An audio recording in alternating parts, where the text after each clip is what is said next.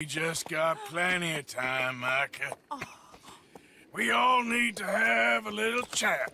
Black Lung, you're back. Hooray. I just saw Agent Milton, Dutch. Abigail shot him. She's okay.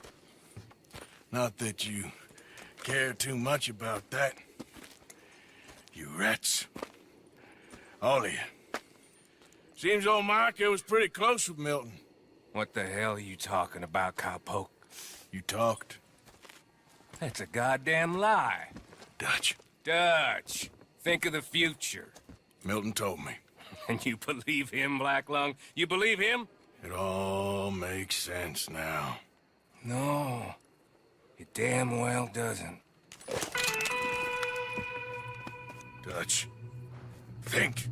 Dutch, be practical now. Dutch! John? You left me! You left me to die! My boy. I didn't have a choice.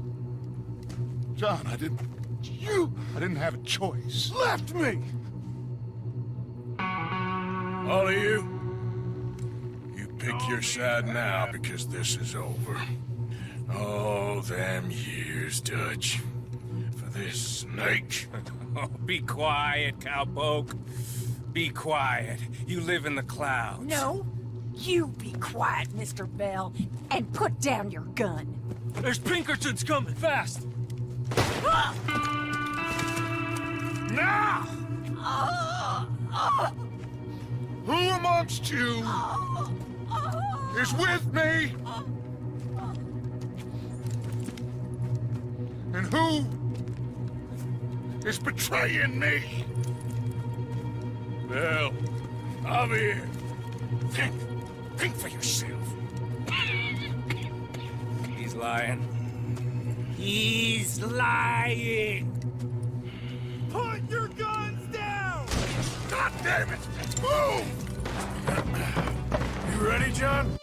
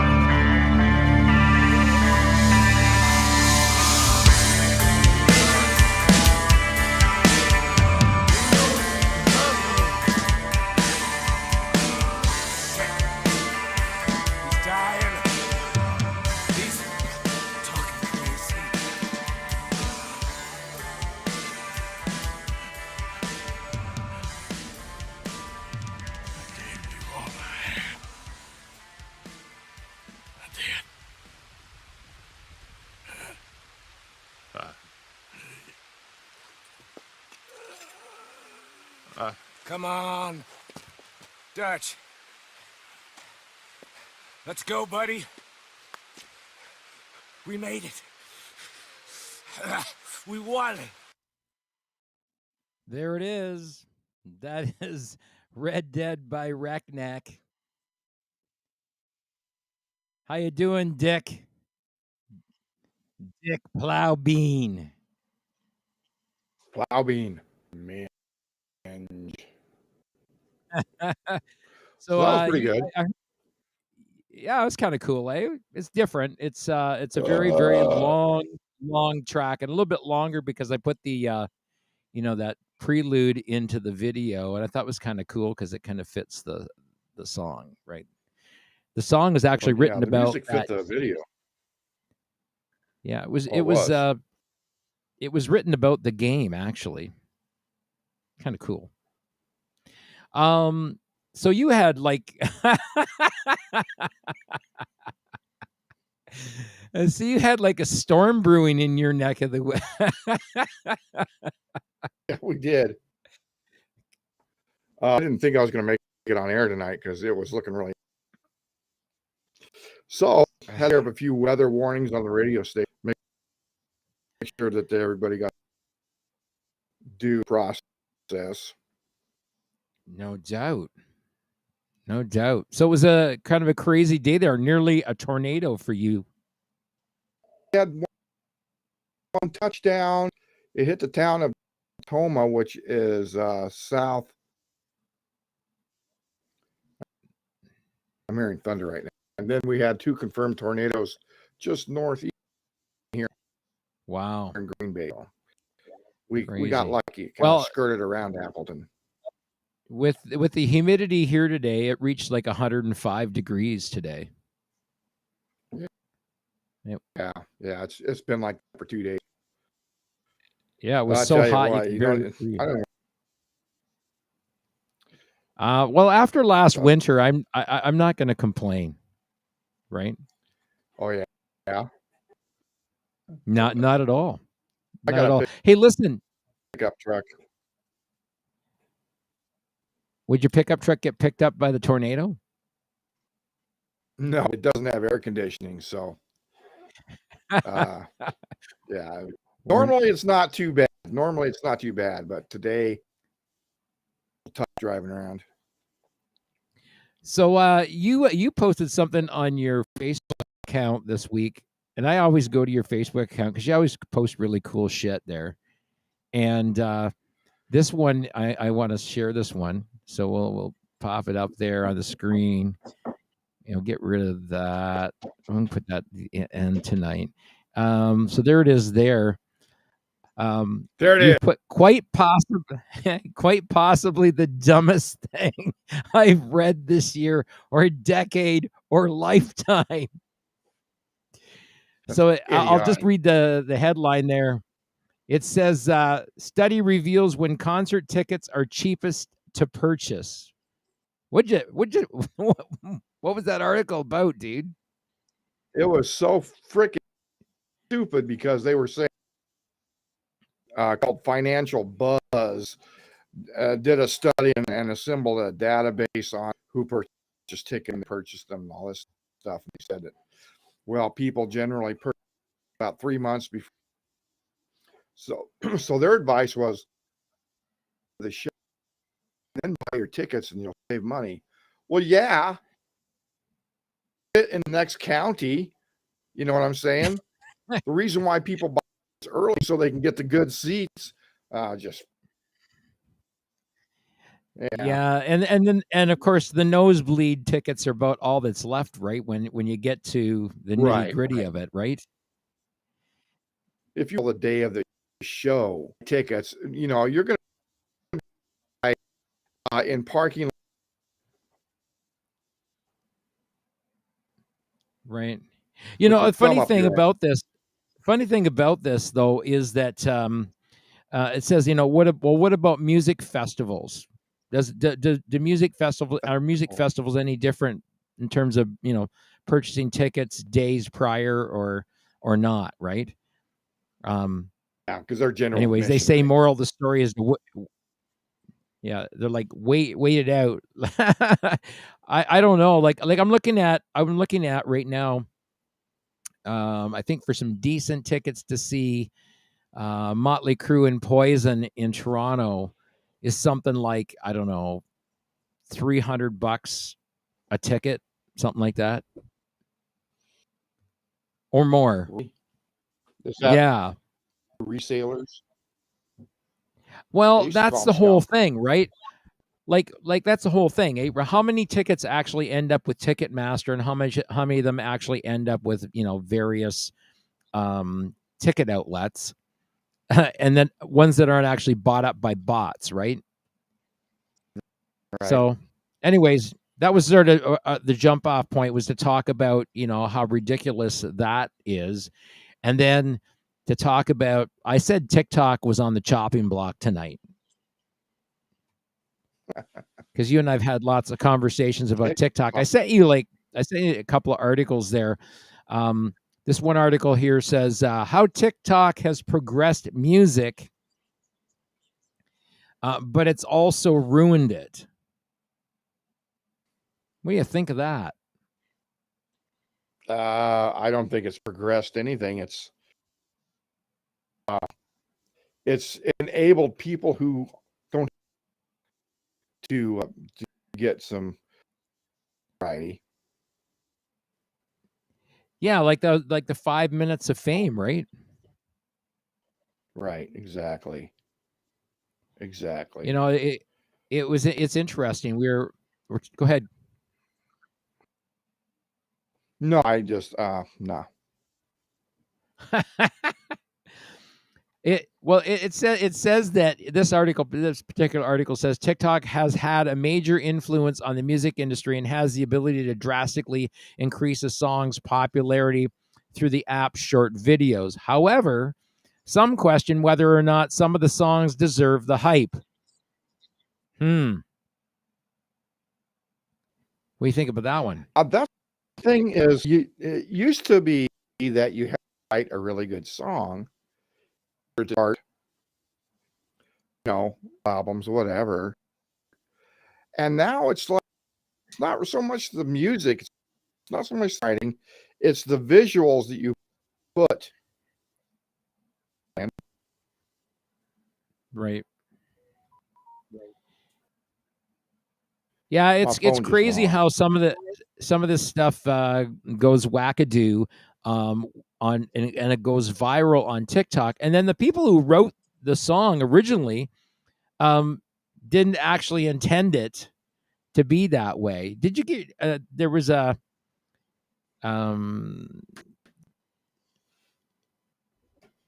The Times We Had by Berlito. Did you ever hear that one? No. It trended on TikTok originally as a joke, and it made the song popular in the process. And then it was a low quality recording, and the song actually debuted on Spotify on the US viral chart on May 18th. And it blew up on TikTok, but it really wasn't like, it was really a sort of I don't know, it was a joke song originally. And it just boggles my mind to see all the, you see these musicians who spend hours and hours honing their craft, going in the studio, spending all kinds of money or hours in the studio, slaving over a project that sometimes can take upwards to 6 months before they finally get a recording or takes that they like. And then they put it out there. Somebody puts something up on TikTok same day, and the thing goes viral. And these artists release their music, and it barely makes a splash. It's just, I don't know. It's frustrating. There's some, that's part of the trying to rise above the noise. It's so tough. I feel bad for songwriters and recording artists, because it's it really takes away from them. yeah, I was talking to an artist that I'm working with in Sweden, and we were talking about, marketing music and how marketing music has changed. And I can remember back in the day going to a music store with a buddy of mine, and he's like, "Hey, have you got this album yet?" And I'm like, "No." And he's like, "Well, you need to buy it because it's like really, really good." That was how you discovered new music back in the day, right? Oftentimes Right. through a friend's recommendation, and or you'd be in the music store and they'd be spinning one of the albums, and you go, "Who's that you're playing?" And then they'd tell you, and you're like, "Oh, I want to buy that album," right? Mhm. That's It's not.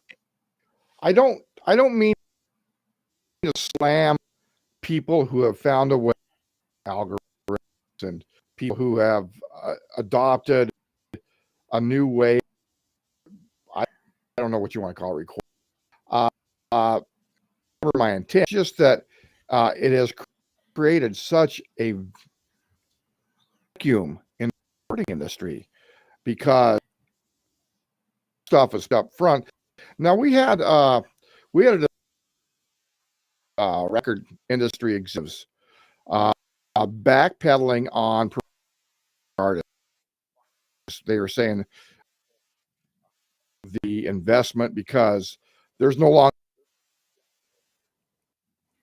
Right. I mean, and depth and breadth. I talked about this with this artist today. You know, the depth and breadth that a person has as an artist. So you've got a catalog of music, you've got a great deal of experience, performing and playing your music, and you've been out honing your craft for years, right? right. And then someone puts a viral video up, and you're completely upstaged, which I don't know, it kind of doesn't make it fair. This artist says TikTok has caused music to be judged unfairly. When TikTok trends are associated with certain songs, the viewers then tend to associate their judgment of the trend to their judgment of the actual song, subconsciously or not. So I don't know. I think it definitely has some sort of an influence on it, and it can actually cause certain songs to trend faster than they would otherwise, just left through the natural means and process, right? Yeah. Uh, Um, Getting back to yeah. that we're talking about, I see it at I see the recording industry maybe back refocusing on people who actually write songs and who can sell albums and who can go out on tour and thing. Yeah, I mean, I think that I don't know. I almost think that TikTok as a platform maybe is not the best platform to market music on. Great way, to point people towards stuff that's out there, but I think it can create in some ways somewhat of an unfair, you know, I don't know, Yeah, playing field. it's not It's fair. not Sure. Yeah. it's not a level playing field. And do you belong to Reddit? Do you Yeah. subscribe to Reddit at all? So there's a couple of Reddit threads I've been following in these subreddits, and there's one here. It says the question was, "Is TikTok destroying music?" And this person posts on here, "Is it just me, or is like TikTok actually destroying music? You have classic songs that get turned into stupid memes, and new artists want to have a song that's meme worthy so they can get cloud on TikTok and then completely forgotten in time. On the other hand, it can help young producers and artists to start to get some exposure. I think TikTok might have a big influence of music over the next few years. And I think it does. It has had some influence. Uh-huh. And there's some definitely good, bad, and indifferent about all that. I suppose. And for those, I if I was a young musician, a young songwriter coming up in my 20s, I would definitely be hammering TikTok right. I don't know if I would be going for the viral video thing, but I would be using TikTok to get some engagement so that I could send them over to listen to all of my music that I loaded up. I think the trail a true songwriter would. Yeah, I mean, and I've seen, older generations using TikTok. TikTok, when it first came out, was really it was really more like a Gen Zer type thing, right?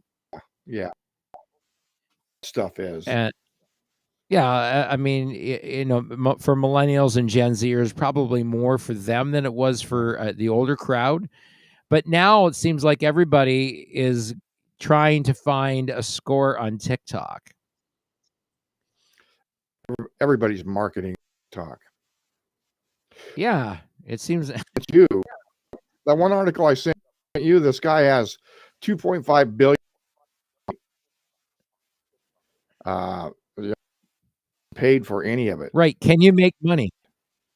Can you make money on TikTok?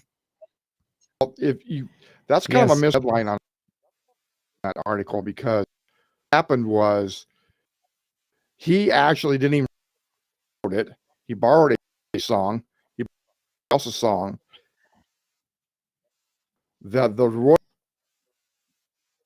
didn't work out yet, and they were saying they'll get royalties once they have the paths corrected. I had to be crying about that, saying, well, it's not even his song. I think it is disingenuous, and I think it's wrong. Absolutely wrong. You shouldn't make money if you're lifting somebody else's tune. You know what I'm saying? Yeah, it's quite bizarre, because I've told you this before, that I've run into the same problem, mostly on Facebook, when I'm streaming my artist music. If we publish their music and it's out on platforms like Spotify and iTunes and all that, and we happen to do a show on it and play one of the tracks, Facebook has been muting the content on it, saying, copyright match. We can't allow you to broadcast that because it's not yours. Meanwhile, I'm the publisher. Yeah. And yet Joe Blow down the street can get on there and live stream and play any Led Zeppelin song or any other cover tune that they want. They don't own the song, but their content never gets muted because they're playing a cover tune, right?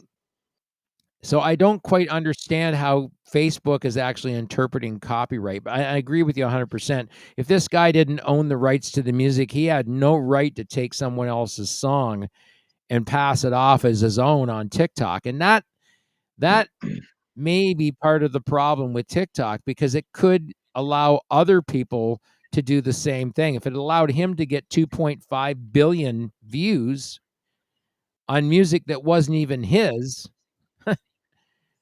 what does that say for the insane. next? What's it say for the next person that comes along? Right? I think TikTok and viral video, I think it's going to take care of itself. To be honest. Yeah, I'm hoping that people will sort it out and start looking at music that's out there that's actually someone's taken a lot of time to, thoughtfully pen it down, record it, produce it, and get it out there for people to listen to. And hopefully, somebody's going to look at that and go, yeah, that is, really worthy of my time, because that person has taken a great deal of time to put that art out in front of me. Yeah, and people off the platform, more younger people. The younger are the ones that drive these numbers, right? And so they will leave the platform, go to the next thing, and I'm sure we'll just slowly kind of plateau out. Yeah, Be a good place for real songwriters. I get the sense that TikTok could end up being a platform for people pirating music. Yeah, that could very well be. There's so much You know, of it on there, right? well that's the thing, right? And it's not. It is not like they don't really police the copyright stuff. I mean, look at how heavily Facebook, does all kinds of stuff they use Copyright Match and a few others to determine whether or not the content actually belongs to you. And if they can't determine that the content belongs to you, then they mute the content. But on TikTok, Yeah. your content doesn't get muted. No, and they're so far behind. They're so far as that goes because there is so much. They can't keep it. And I can lick my taint.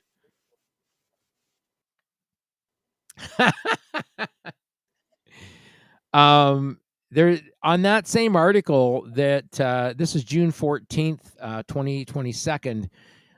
This individual posts on here. I was told by CD Baby that royalties from TikTok only flow to the owner of the rights when a TikTok user uses a recording in one of their videos. That is for the creation of the video, but no money is paid for the actual streaming of that video.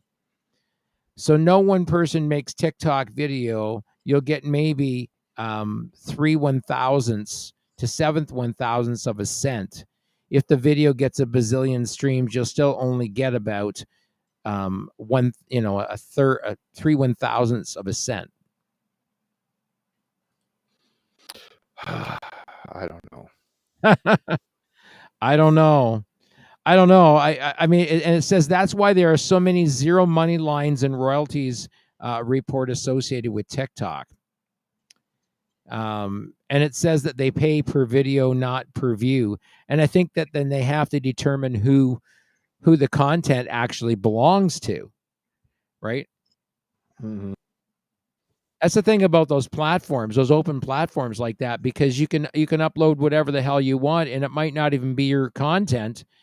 And even if the royalties end up going to somebody else, that person has accomplished their 5 minutes of fame. Yeah, that's just it. I don't know. It might get taken down in the future, but it's too late by on what it was supposed to do. Yeah, I don't know. You know what? I have to tell you, of any platform that I don't quite understand how they think anything through or do anything that makes any kind of business sense, has got to be Facebook. Twitter recognizes that my content is mine. YouTube recognizes that the content is mine, and so does Twitch. Facebook is the only platform that often will take my own content and mute it. That's crazy. I don't know. I think Zuckerberg's got it out for me or something like that. What it is. Here's synopsis of Facebook right now. Okay. People that Zuckerberg took over to Meta, or you call it Meta, I think it is. What he did universe was he took the A team. He took them over to the Meta. That left Facebook with all the people on the B and C teams to deal with running the company. And that's what you're seeing right now. You're seeing a lot of people that have the skills that the A team did. You know what I'm saying? Because I've known a lot of weird, stupid stuff going on Facebook since Meta got started. Yeah, I mean, it's it's quite possible. I mean, who the frig knows, right? But what the hell is this? Let's see what they got here. Oh yeah, here. Well, maybe this is the one. Maybe this is the one that we should actually put up here tonight, because I think this actually probably sums it all up. Let me just see if I can find it here. I know I got it here. Well, I don't want to invite anybody tonight. What are we doing? There we go. There it is, right there. Oh, You think maybe? I don't know. Maybe I was wrong. yeah, But there's been a you know, couple of videos produced on Twitter of a CIA management person thanks Zuckerberg for working with them. right? Yeah. Hey, you know what? I just I got an farted. idea. Maybe this guy knows. What a clown. Maybe he knows what's going on. I don't know. No, he Bring doesn't. in the clowns. Bring in the clowns. Maybe they can tell us something about what's actually happening here. So here's an interesting thing. So TikTok gives people a platform to showcase their talents. Would you agree with that? Yes. All right. Would you say that it gives them a place to showcase their talents, including musical talents? Yeah. Okay, so here's an interesting one. My son was showing me this one. It's the one where they get all the really good-looking chicks that are like shredders and they're shredding guitar, Yeah. but they're actually not really playing. They're Swanky. actually not really playing the guitar. They're playing to somebody else's track. Yeah. He was showing me that. He says some of them are not real. Some of them are absolutely fake. And so you don't on TikTok, again, can you trust the platform that's not, I mean, the platform is not universally owned. We know that the platform is not owned by a democracy, let's say. Let's put it that way. Right? So how legit is the platform? Isn't TikTok wasn't that formed by a Chinese company? Yeah. Yeah, but it's but you know how all media in China is who owns the media in China?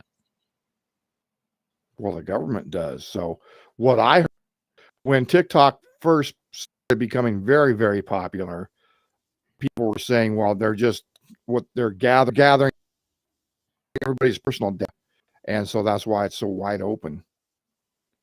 Yeah, there was wasn't there a couple of hearings in US Congress about that where they were believing that TikTok was being used to mine data? Yeah. But then you know, there's many people that would contend that Google listens to everything that you do too through your phone. If you've got Google on your phone, I'll do. Yeah. they're listening to everything, you know. Anyways, it's kind of interesting, and it talks about the fact that TikTok has influenced Billboard rankings, and I thought Billboard rankings, most of them were based on sales. I mean, isn't that why like, you know, tracks and other things have ISRC codes and they have UPC codes attached to them? Dog farts. Dog farts smell. That's all I can tell you. I got a golden retriever. I can vouch for that one. You're absolutely right that dog farts smell. Well, you just said dog farts, but I said they smell. One of the tunes that actually made the top 100 really, really quickly when it previewed on TikTok was Old Town Road. Right? Another one-hit wonder by Billy Ray Cyrus.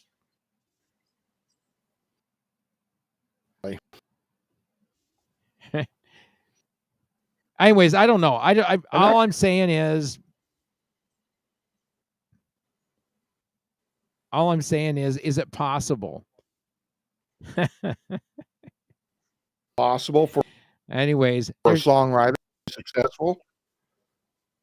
Well, I would like to think that old school songwriters should be successful, but I don't know, that I don't know that TikTok actually gives people any sense of um, substance, right? Yeah. Like artists have substance and they have depth and they have breadth in terms of their catalog of music that they've written over a period of time. And you brought this up, a few weeks back when we talked about major labels signing these overnight TikTok sensations, and then realizing they really didn't have any longevity or any staying power, right? Uh-huh. You look at artists that have been around for 30, 40 years, and their staying power is that they can still write decent music even today. Right? You've got artists that have been on your radio station for a number of years, off and on, who've released music over a period of time, who've got decent staying power. Yeah, they have kind of a style. Right. And not only that, their music. I was just one of the artists that I work with. I just got an email today. We sent a song off their first EP. We sent a song to a radio station in Southern California back in 2016, and they're still playing the song on the radio. Really? Wow, that's cool. So and then that same artist is still writing new stuff to this day, which I think is really, really cool. It's Darkstone, and it was one of their original tunes off their first EP that they released. And I just got an email from this radio station. Dark, a good band. They belong on the radio. They've written some really, really great tunes. And I think that their music deserves airplay, and you air a lot of bands on your radio station that deserve really good airplay as well. I think so. Yeah, I think so. I know so. I mean, I know 100% so. And so I don't know. I have real mixed feelings about TikTok. I think TikTok has to find its place in terms of music, but I think the owners of TikTok have to do more to lock down who owns the rights to the music and what people should be allowed to use. Yeah. One feature I just noticed more recently is that if you're uploading music using DistroKid now can license your tracks to be used in Snapchat. Did you know that? I didn't So even there's know another Snapchat was like music oriented. Yeah, so Snapchat's like another platform now that can be used for plugging bits and pieces of people's music, and people can actually take their music there, and if you're uploading using DistroKid, for example, I'm not sure about the other ones, but I know DistroKid now has a means for you to be able to add it into Snapchat, so it can actually be used as background. I think mostly background music, not necessarily foreground music. Yeah, on that end, I feel sorry for songwriters. I really do, because you gotta pay a craft, right? You gotta keep your chops up, right? You gotta do all that. And then this end of and then you have to take care of the social. So if I was a regular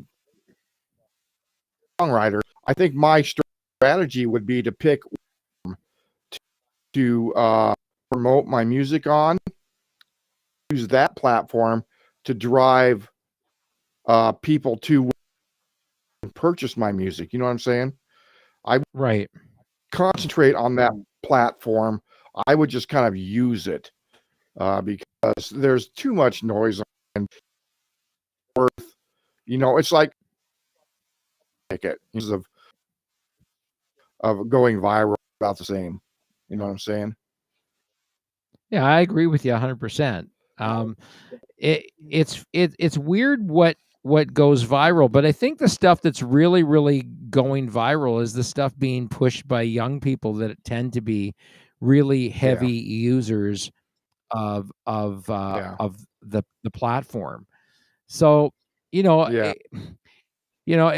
we could be just labeled a couple of disgruntled old farts who are just, pissed off at a platform that's primarily used by younger people to get their music out to other people, and that's maybe their way of sharing it. Yeah. Well, it's You not really know, music either. I don't consider it to be music. I consider it to be a background. But so be it. If somebody can that more part too. right? Yeah, I agree. I I could agree with you there. yeah. Which leads me to Mm. You go ahead, man. You're gonna put it up here on the share screen, or what are you gonna do? go A YouTube article. Yeah. I found this YouTube that much. In fact, I did YouTube, but they have launched a hub, writers and producers, much like in Focus thing. Down here is kind of summarizes.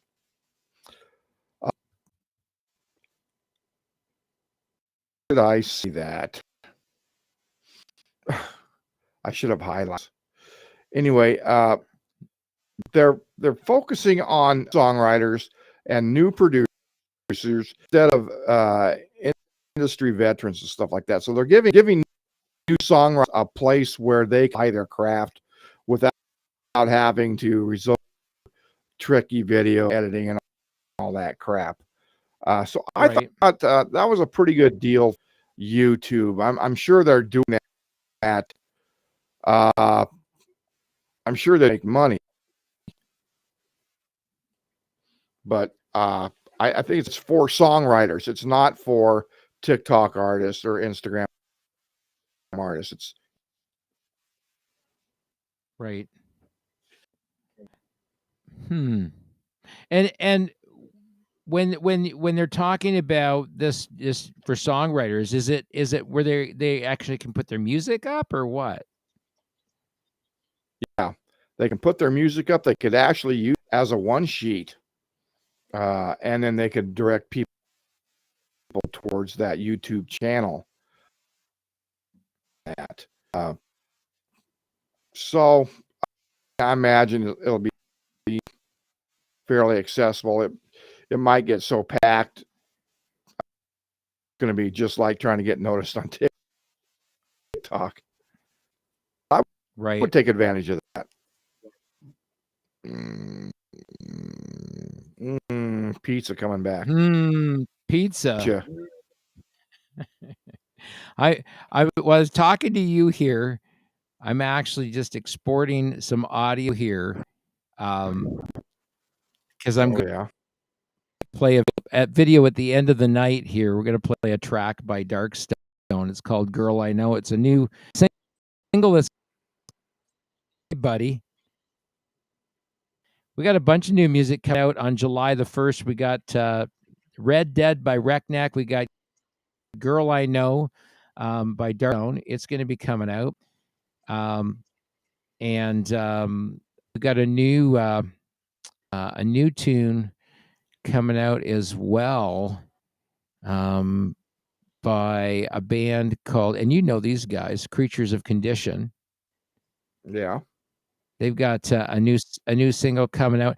Their original lead guitar player passed away fairly recently, and they're still releasing music that they wrote with him.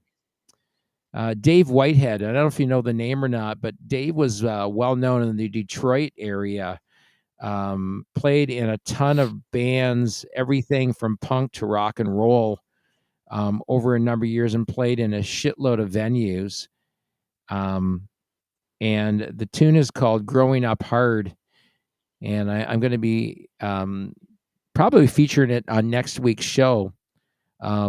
These guys produce all their own music, and release it. Darkstone's pretty much the same thing. Jay does most of it, and then does some. He goes out of house to do a little mixing and mastering. But in terms of the most of the production, he looks after most of the production of it, which is kind of cool. So we got all kinds of new music coming out the next little while. What do you got going on these days over at Code Zero Radio, buddy? Man, got quite a bit. Missions are nuts. I'm putting in like 20 a week, which I was to 14 a week. So now I'm at 20 a week. And to get to that point, I got to go through. So, Wow. Finding new artists is pretty cool. This band here, dun, dun, dun, dun, dun. Continental Lovers out of the UK. Very, very good songwriters. Excellent songwriters. And they are basic rock and roll, but that's really good trick. Which is every once in a while I come upon a band like that I really like to push. Tell them we'll publish their music on our website. It won't cost them a penny. It won't cost them a penny. Hey, here's an interesting thing, an interesting aside. I just wanted to mention it really, really quickly, because I know we're running up to the top of the hour here, and I know you've got to probably. Do you have a weather thing to do tonight for your show? Oh yeah. Yeah, you got a weather update. Gotta plug in the weather.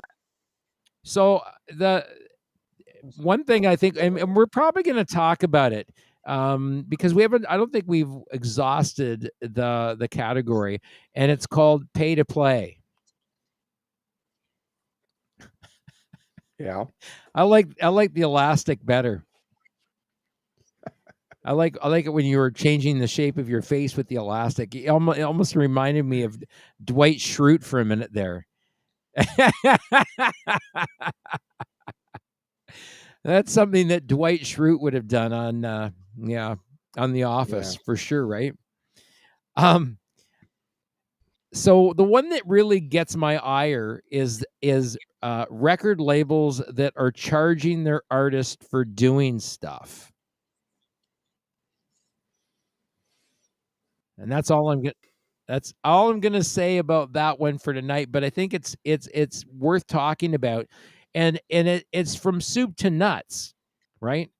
And when people come on board with me, and the first question they ask me is, well, is this going to cost me anything? I said, no, it's the other way around. I pay you off the money that we make, and you make the biggest percentage. You get 75% of every dollar that we make. So, you don't have to pay me for anything. The only time an artist has to be out of pocket for anything is if we're going to license a cover tune. Because there's a cost for doing that. How do you gain the publishing rights? Publishing rights to you? How do I gain the publishing rights for the artist? Yeah, I mean, you said rights, but how does that work? Because I thought they kept the rights to their music. Right. So I get the rights to publish their music. That's it. It's still theirs. It's theirs 100%. I only have the right to publish it. Right. So I end up being their public agreement. There's an agreement. Yeah, and I'm the Okay, I end up that being clears the I that en up. end up being the publisher. I'm end up being the publisher of record. But if you start looking, if you look at a lot of the metadata on MP3s that I'm doing with artists, you'll see that it's a co-joint publishing venture between myself and the artist. Right? It's a partnership, really, is what it Oh yeah. is. But they own everything. I don't want to own anything. I don't want to own their music. I don't want to own the rights to their music. All I want to do is, and I have to have the rights to be able to publish it. See, what he's Yeah, if back he in the day, record companies have to own your music so we can publish it. Gives us the ability to distribute and promote and publish your music. It was a line of shit, to tell you the truth. Yeah, there's a huge difference between owning the rights to the music and then owning the rights to publish the music on behalf of the owner of the Yeah, copyrighted music, yeah, right? And that's all I yeah. do. We're And going to and get. so we got to do a show on that.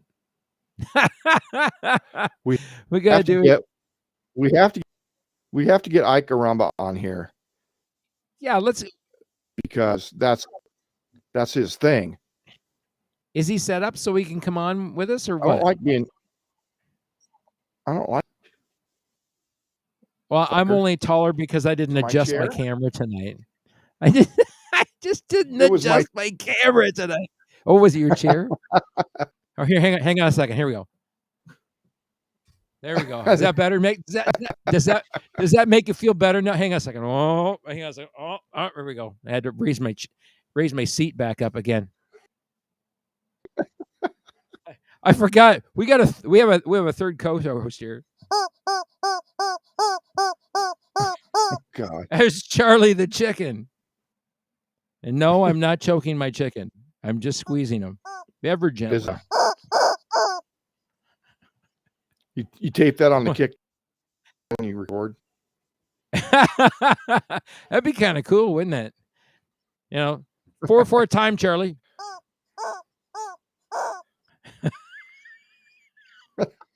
That's an interesting click. I know. You could use a chicken as a click track. You got anything else you want to say tonight? If not, we are going to next week. We are going to talk extensively about pay to play, and you're going to try and get Ike Arumba on the show so we can talk about some of the legal LTs.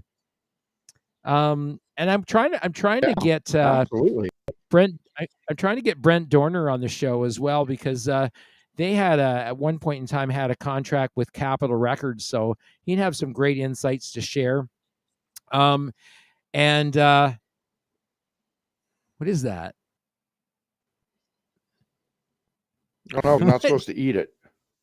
Oh, it's one of those dry things, isn't it? Isn't that one of those things that takes up moisture? Don't eat that. Hey, maybe it's a tab of acid. Oh, that could be. LSD. You want to hear a quick acid story? Sure, tell me a quick acid story.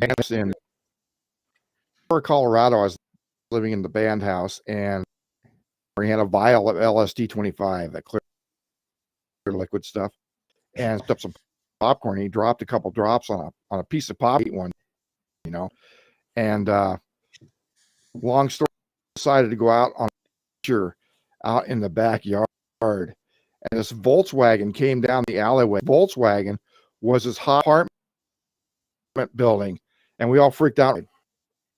There you go. Oh man, that's crazy. The biggest Volkswagen I've ever seen in my life. Brian Frank has also offered to come back on the show anytime we want to have him back on. That's Brian Frank from Syndicated Madness.